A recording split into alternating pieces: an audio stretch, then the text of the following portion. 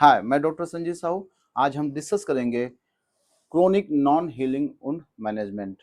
How to heal a non healing chronic wound. सबसे पहले हम आपको एक पिक्चर दिखाते हैं जिसमें हम देख सकते हैं कि यहाँ पे हम एक पिक्चर देख रहे हैं जिसमें एक यहाँ पे नॉन हीलिंग क्रोनिक वुंड है। नॉन हीलिंग जो क्रोनिक वुंड्स होते हैं उस वो हील क्यों नहीं करते हैं, ये हमें सीखना है कि इसको हील कैसे कराना है। तो क्यों नहीं हील होते, क्योंकि जो जो ये वुंड होता है इसके ऊपर क्या होता है कि जो dead, damaged and infected tissue की एक लेयर होती है, जिसकी वजह से वहाँ पे लगातार पुरुलेंट डिस्चार्ज होता रहता है, यानी वहाँ पे पस फॉर्मेशन होता रहता है, जिसकी वजह से वहाँ पे जो बैक्टीरिया होते हैं वो ग्रो करते रहते हैं, और वो बैक्टीरिया जो होते हैं जो घाव होता है उसको बार बार री इन्फेक्ट करते हैं और वो घाव नहीं भरता है। तो किसी भी घाव को भरने के लिए कम से कम ये 5 स्टेप्स तो होते ही होते हैं। सबसे पहले हमें क्या करना होता है, जैसे इस तरह का अगर हमारे पास कोई ऐसा घाव आता है जो नहीं हील हो रहा है, तो हमें क्या करना होता है, सबसे पहले वहाँ पे जो dead, damage and infected tissues होते हैं उसको वहाँ पे रिमूव करना होता है, जिसको हम बोलते हैं डेब्राइडिमेंट। इस प्रोसेस को हम बोलते हैं डेब्राइडिमेंट। और हम जानते हैं कि 5 प्रकार के जो होते हैं डिब्राइडमेंट हमारी बुक्स में डिस्क्राइब किया गया है। जैसे सर्जिकल डिब्राइडमेंट, यानी with the help of surgical instrument, जो यहाँ पे डेड, डैमेज, इन्फेक्टेड टिश्यूज होते हैं उसको वहाँ पे हमें सीजर के द्वारा उसको रिमूव करना होता है। कुछ जैसे एक बायोलॉजिकल डिब्राइडमेंट होता है, एक ऑटोफेजेस जो हमारे बॉडीज में, जैसे मैक्रोफेजेस जो न्यूट्रोफिल्स होते हैं, वो भी डिब्राइडमेंट की तरह काम करते हैं। और कुछ एंजाइमेटिक डिब्राइडमेंट भी होता है हमारे शरीर में।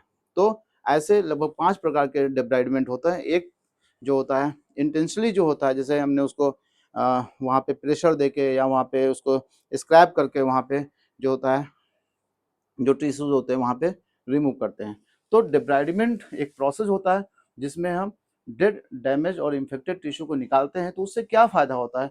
उससे एक फ़ायदा ये होता है कि जो इस घाव से जो यहाँ पे वुंड है, जिसमें से लगातार हम देख रहे हैं यहाँ से लगातार जो है यहाँ पे सिक्रीशंस आ रहे हैं, यानी जो पुरुलेंट डिस्चार्ज होता है वो धीरे धीरे क्या होता है, वो कम होने लगता है। तो सबसे पहले क्या करना होता है, वहाँ पे डेड, डैमेज, इन्फेक्टेड टिश्यू को रिमूव करना होता है। फिर वहाँ जैसे हमने उसको रिमूव किया वैसे ही जो वहाँ से पुरुलेंट डिस्चार्ज होता है, यानी जो सिक्रीशंस होते हैं वो धीरे धीरे क्या होते हैं, स्टॉप हो जाते हैं। तो इसके आगे क्या होता है, इसकी वजह से जो हमारा घाव होता है वो बिल्कुल क्लीन हो जाता है। क्लीन होने की वजह से जो इन्फ्लामेटरी प्रोसेस जो होता है वो बढ़ रहा था, वहाँ पे इन्फ्लामेटरी प्रोसेस जो होता है वो थोड़ा थोड़ा स्लो होगा। अब वहाँ पे क्या होगा, हीलिंग प्रोसेस शुरू हो जाएगी। तो उसके बाद क्या होता है, वहाँ पे जो सेल्स होती हैं वो प्रमोट करती हैं फाइब्रोब्लास्ट सेल को, एंड वहाँ पे जो न्यू ब्लड वेसल का फॉर्मेशन होता है वो प्रोसेस स्टार्ट होता है। तो जब फाइब्रोब्लास्ट सेल प्रमोट करेंगे, वहाँ पे ब्लड वेसल का जो वेसल्स है उसका फॉर्मेशन अधिक होगा, तो वहाँ पे जो नई जो ग्रेनुलेशन टिश्यूज होते हैं वो बनना शुरू होंगे। फिर उसके बाद जब ग्रेनुलेशन टिश्यू बनेंगे तो वहाँ पे जो वुंड होता है, व्हाट इज वुंड, वुंड जो होता है वो होता है breaking the integrity and the continuity of the skin और द टिश्यू। जो हमारा जो घाव होता है, जो इसकी इंटेग्रिटी थी, जो इसकी कंटिन्यूटी थी, वो ब्रेक हो गई थी।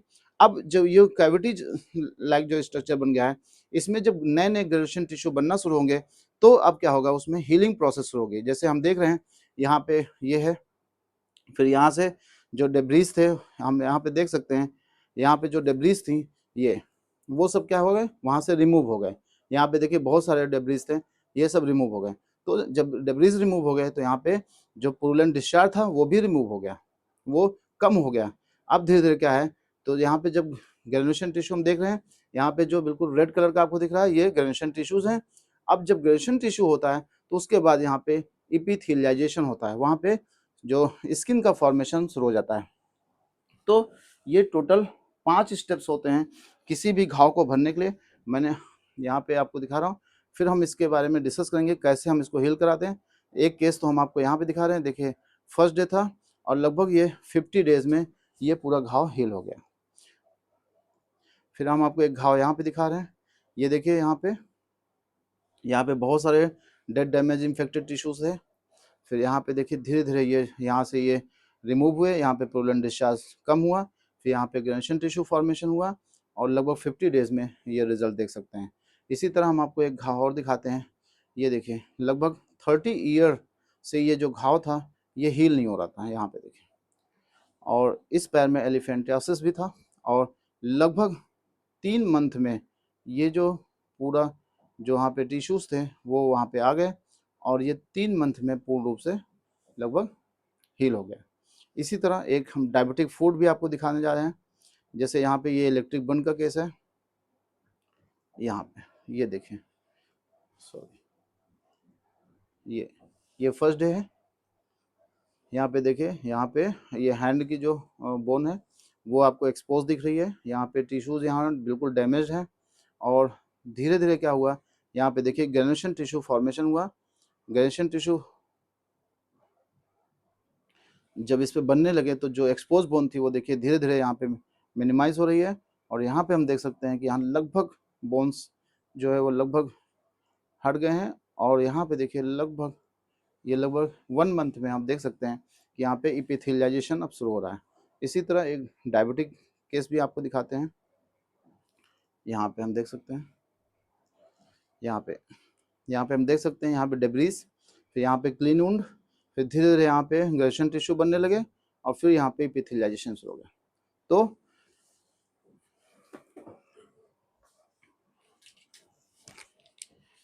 वुंड क्या होगा, breaking the integrity and continuity of the tissue और skin is called as wound.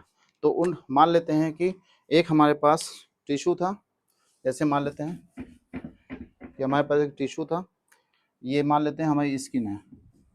अब इसमें क्या हुआ कि कोई बाहर से कोई ऐसा ऑब्जेक्ट आया जो इसने ट्रॉमा किया, यहाँ पे चोट पहुँचा दिया, तो इसकी वजह से क्या हुआ, ये इतना एरिया हमारा जो स्किन था वो यहाँ से उसकी इंटेग्रिटी और उसकी कंटिन्यूटी क्या हुई, ब्रेक हो गई। उसकी वजह से यहाँ पे क्या बना, एक कैविटी बनी, तो ये हमारा डेवलप हुआ वुंड। अब वुंड में क्या चीज़ें होती हैं, इसमें सबसे ये जो एक्सपोज एरिया होता है इसको हम बोलते हैं इसको बोलते हैं फ्लोर, इसको हम बोलते हैं फ्लोर। और फ्लोर के जस्ट नीचे जो ये एरिया होगा वो होगा आपका बेस। उसके बाद ये वाला जो एरिया होगा,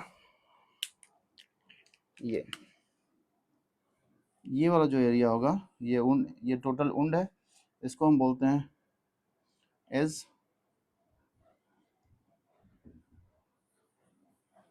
और ये वाला जो एरिया होगा ये होगा मार्जिन। और ये जो है ये तो फ्रेश स्किन है, ये जो एरिया है ये है आपकी स्किन। तो अगर हम देखें तो हमारा वुंड में कितनी चीज़ें हैं, एक बेस है, फ्लोर है, एज है और मार्जिन है। जब घाव भरने लगता है तो क्या होता है, जो फ्लोर होता है वो धीरे धीरे ऊपर आने लगता है, यहाँ पे ग्रेनुलेशन टिश्यू बनते हैं। यहाँ पे मान लेते हैं ये ग्रेनुलेशन टिश्यू थे, धीरे धीरे ग्रेनुलेशन टिश्यू बनने लगते हैं।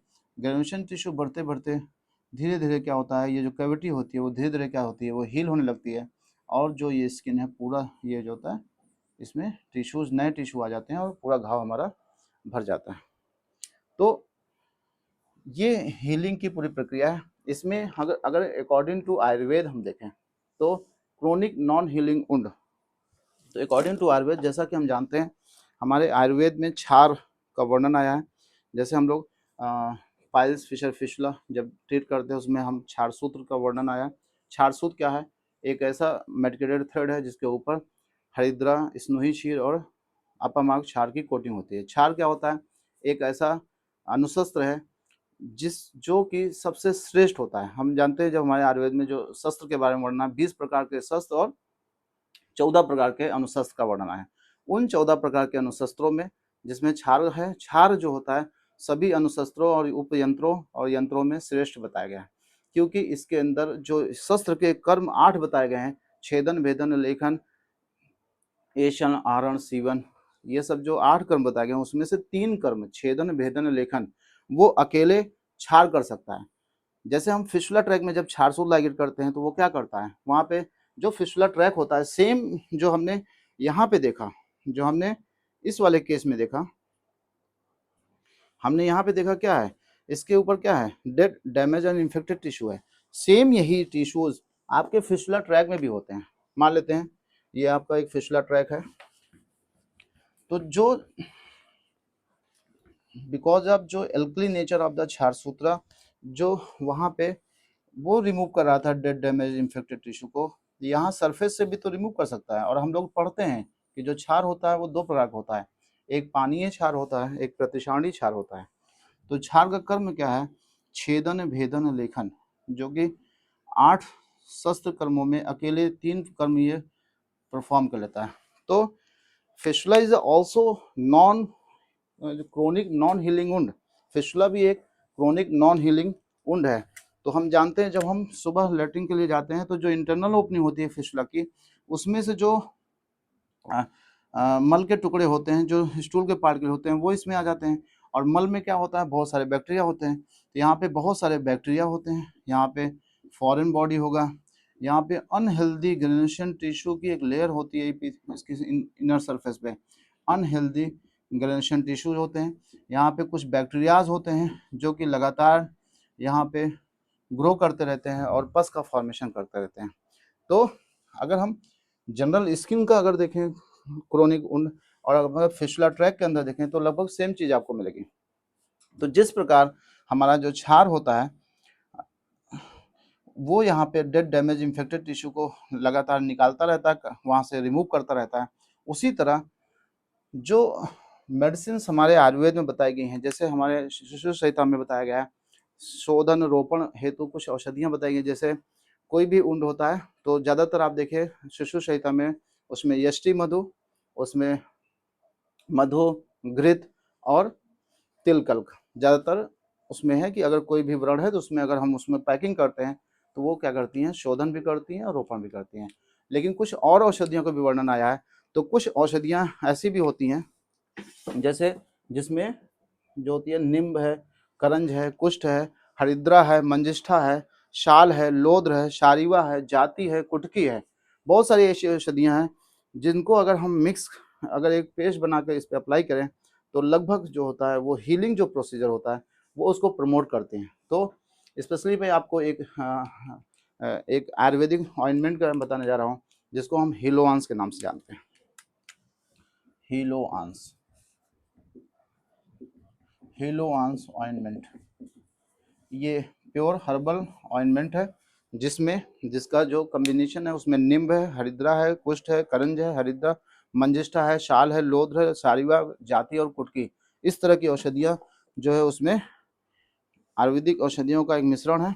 और जो ये केसेस मैंने आपको अभी दिखाए हैं, ये जो केसेस मैंने आपको दिखाए हैं, ये इन सभी केसेस में हीलोआंस को लोकली अप्लाई किया गया है। इसके साथ जो ओरल एंटीबायोटिक या आईवी एंटीबायोटिक जो भी after the culture and sensitivity जो उसको डिटेक्ट हुआ है जो बैक्टीरिया, उसके हिसाब से जो आईवी या टैबलेट के फॉर्म में भी दिया गया है, ओरल में दिया गया है, जैसे जो हीलिंग प्रोसेस में बढ़ा सकती हैं, जैसे निम्बादी का फॉर्मुलेशन है, जैसे हरिद्रा का फॉर्मुलेशन है, जैसे आपका पंचतिक्त गुग्गुल हो गया, या जैसे मंजिष्ठा आशो हो गया।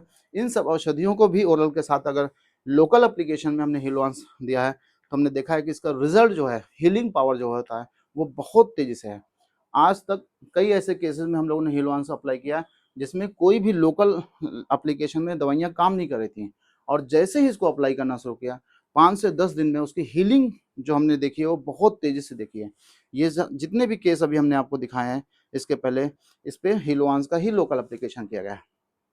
तो अगर कोई एक ऐसा घाव होता है जो किसी भी लगाने वाली औषधि से अच्छे से रिस्पॉन्स नहीं कर रहा है तो केवल 5 से 10 दिन आप एक बार लगा के देखिए, आपको रिजल्ट, मेरा विश्वास है रिजल्ट आपको ऐसा मिलेगा जो अभी तक आपने कोई भी ऑइंटमेंट लगाने पे शायद नहीं देखा होगा। तो अगर कोई ऐसा कोई भी ऐसा वुंड आपको मिलता है एक्सटर्नल बॉडी पे जो हील नहीं कर रहा है तो 5 से 10 दिन आप एक बार हीलोआंस लगा के चेक करिए, आपको रिजल्ट बहुत अच्छा मिलेगा। इसके बाद हम लोग जो नेक्स्ट वीडियो में डिस्कस करेंगे इसका जो मोड ऑफ एक्शन है, मैं थोड़ा सा बता देता हूँ। जो हीलोआंस ऑइंटमेंट काम करता है, जो भी मैंने 5 आपको स्टेप्स बताए थे, ये क्या करता है? डिब्राइडिमेंट खुद करता है। ये जो होता है, ये डेब्रीज जो यहाँ पे वुंड पे जो डेब्रीज होते हैं उसको ये खुद रिमूव करता है। आपको सर्जिकल डिब्राइडिमेंट की आवश्यकता नहीं पड़ेगी। जो डिब्राइडिमेंट है वो हीलोआंस खुद करेगा डिब्राइडिमेंट, पहला। दूसरा, ये क्या करता है, स्टॉप द पुरुलेंट डिस्चार्ज, जो वहां पे घाव से जो पुरुलेंट डिस्चार्ज होता है वो आपको अगले 2 दिन बाद 3 दिन बाद आप देखेंगे घाव पर से जो लगातार सिक्रीशंस होते हैं वो खुद आपको दिखाई नहीं देंगे, या दिखाई देंगे तो बहुत कम मात्रा में, एज कंपेरिजन टू प्रीवियस।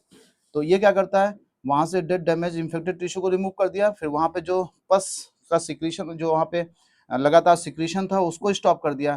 तो आपका जो उंड होगा बिल्कुल ड्राई होगा, जो आपका ये जो उंड होगा वो बिल्कुल ड्राई होगा, बिल्कुल उंड बिल्कुल ड्राई हो जाएगा। तो जब ड्राई होगा तो यहाँ पे जो बैक्टीरिया ग्रो कर रहे थे उनको वहाँ पे फूड मटेरियल नहीं मिलेगा, क्योंकि जो वहाँ पे प्रूलेंट, जो वहाँ पे डेड इंफेक्टेड टिश्यूज होते हैं, जो वहाँ पे सिक्रीशन लगातार बनता है, वो एक इन्वायरमेंट पैदा करता है जिसमें बैक्टीरिया ग्रो करते हैं, तो प्रूलेंट डिस्चार्ज नहीं होगा। तो इसके बाद जो फाइब्रोब्लास्ट सेल का फॉर्मेशन हो रहा था, फाइब्रोब्लास्ट सेल, फाइब्रोब्लास्ट सेल, और जो न्यू ब्लड वेसल्स थी जिनका फॉर्मेशन हो रहा था वो बहुत तेजी से ग्रो होने लगता है, और उसके बाद जो ग्रेनुलेशन टिश्यू का फॉर्मेशन होता है वो तेजी से होने लगता है, और लास्ट में जो एपिथेलियाइजेशन है वो बहुत तेजी से होता है। तो ये जो 5 प्रोसेस होते हैं किसी भी ऊन को भरने में, वो हीलोआंस बहुत तेजी से प्रमोट करता है, और जब आप एक बार खुद 10 दिन आप यूज करेंगे किसी ऊन पे तो आप इसका रिजल्ट स्वयं देखेंगे। धन्यवाद।